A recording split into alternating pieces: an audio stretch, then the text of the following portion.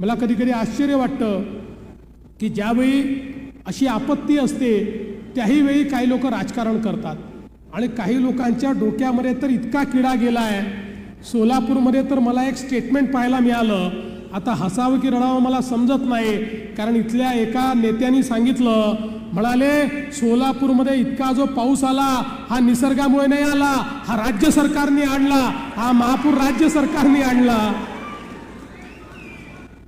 काय हरकत नाही, त्यांना एक फूल द्या आणि गेट वेल सून सांगा।